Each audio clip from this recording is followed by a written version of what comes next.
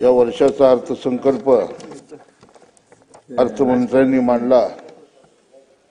आहे त्याचं नाव आहे माझ्या मतदारसंघामध्ये आता इकडलं घेतो दोन घेतो येऊ का माझ्या मतदारसंघातील पहिलं घेऊ ना ठीक आहे मग घेतो रस्ते, पाणी, आरोग्य, शिक्षण, क्रीडा, ऊर्जा हे सारे प्रश्न मार्गी लागतील अशी अपेक्षा होती, परंतु या अर्थसंकल्पामध्ये ही कुठल्याही पद्धतीची कामं मार्गी लागली नाहीत। माझ्या मतदारसंघातील आष्टी उपसा सिंचन योजना ही अपूर्ण अवस्थेत आहे। या उपसा योजनेसाठी मुख्यमंत्री, दोन्ही उपमुख्यमंत्री, पाटबंधारे मंत्र्यांना भेटून 80% काम पूर्ण झाले। आता 20% काम उर्वरित पूर्ण होईल। शेतकऱ्याच्या भूसंपादनाचे पैसे दिले तर ही योजना विस्तारीकरण पूर्ण होईल अशी अपेक्षा होती, परंतु त्यालाही पैसा मिळाला नाही। शिरापूर उपसा सिंचन योजनेसाठी पैसे मागितले होते, त्याचंही काम 80% पूर्ण झाले, परंतु त्यालाही पैसे मिळाले नाहीत। माझ्या मतदारसंघामधील जे उर्वरित रस्ते आहेत ते रस्त्याची अर्धवट कामं झालेली आहेत। ठेकेदार कामं बंद करून जवळजवळ 6 महिने 8 महिने झाले मोर्चे करतायत, आंदोलनं करतायत। शासन स्तरावरती माहिती घेतल्यानंतर असं समजलं की राज्यामध्ये जवळजवळ 47,000 कोटी रुपयाची देयकं ही शासनाकडे असून ठेकेदार संपूर्ण महाराष्ट्रामध्ये काम बंद आंदोलन करतंय। काल राज्याच्या अर्थमंत्र्यांनी बांधकाम खात्यासाठी 19,000 कोटी रुपयाची तरतूद केली, परंतु 47,000चं दायित्व असताना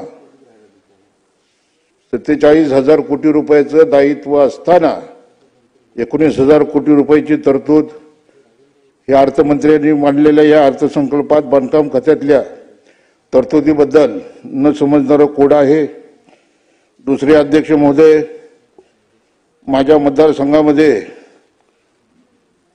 रस्त्याची दुर्दैवी अवस्था आहे, भूसंपादनाची, पाटबंधारे विभागाची आणि आरोग्याच्या बाबतीत अध्यक्ष महाराज, माननीय मुख्यमंत्री एकनाथजी शिंदे साहेबांनी एक हॉस्पिटल आम्हाला मंजूर केलं होतं। 50 खटाचं निधीची तरतूद केली होती, परंतु जागेची अभावी सदरचं हॉस्पिटल होऊ शकलं नाही। मी मुख्यमंत्री, दोन्ही उपमुख्यमंत्री, आरोग्यमंत्र्यांना भेटून कमीत कमी जागा तरी द्या।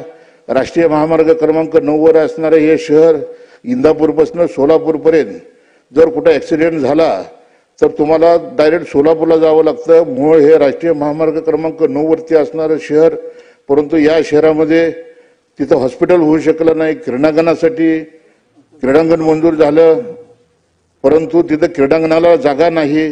त्याही जागेच्या संदर्भामध्ये मुख्यमंत्री, दोन्ही उपमुख्यमंत्री, क्रीडा मंत्र्यांकडे मागणी केली। अध्यक्ष महाराज, सांगण्याचा उद्देश एवढाच आहे, माझा मतदारसंघच नाही परंतु पूर्ण सोलापूर जिल्हा या कुठेही या अर्थसंकल्पात दिसला नाही।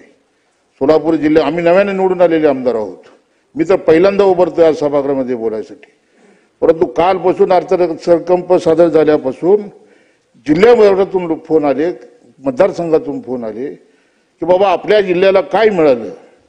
तर माझ्या मनामध्ये एक प्रश्न निर्माण झाला की आम्ही 11 पैकी 6 आमदार महाविकास आघाडीचे आलो, 2 खासदार आम्ही महाविकास आघाडीचे आलो। कदाचित ही भावना जर नसेल का की जेणेकरून आम्हाला निधीपासून वंचित ठेवलेलं आहे। वारंवार आम्ही मुख्यमंत्री, दोन्ही उपमुख्यमंत्र्यांकडे जातो। अपूर्ण अवस्थेच्या बाबतीत तर अध्यक्ष महाराज माझी गंभीर तक्रार आहे की कुरुल ते पंढरपूर आणि बेगमपूर ते वैराग रस्ता जवळजवळ 700-800 कोटी रुपयाच्या रस्त्याची कामं गेल्या वर्षी चालू झाली। अत्यंत निकृष्ट दर्जाचं काम, आणि काम कोण करतंय अध्यक्ष महाराज? माझे आमदार। 100-100, 150-150 आयवा टिपर बेकायदेशीर मुरमाचा उपसा होतोय। तहसीलदारला वारंवार सांगितलं, सर्कलला वारंवार सांगितलं, तलाट्याला सांगितलं, अध्यक्ष महोदय कुणीही लक्ष दिलं नाही। मी जिल्हाधिकारी आशीर्वाद यांच्याकडे गेलो, त्यांना व्हिडिओ चित्रीकरण दाखवलं। बीड काय, बीडपेक्षाही भयानक अवस्था माझ्या मोहोळ मतदारसंघामध्ये चालू आहे। आपण लक्ष जर नाही घातलं तर मी उपोषणाला बसीन।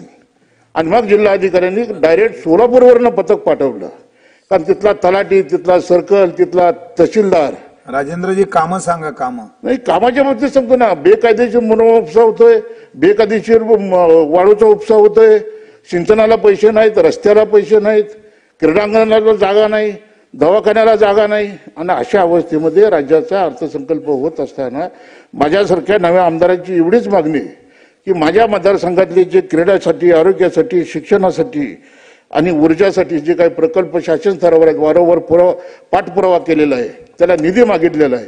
आता जरी मला निधी नाही दिला तर पुढच्या तरी ह्याच्यात मला निधी मिळावा ही अपेक्षा आहे. जय हिंद, जय महाराष्ट्र. विक्रमजी पाटील.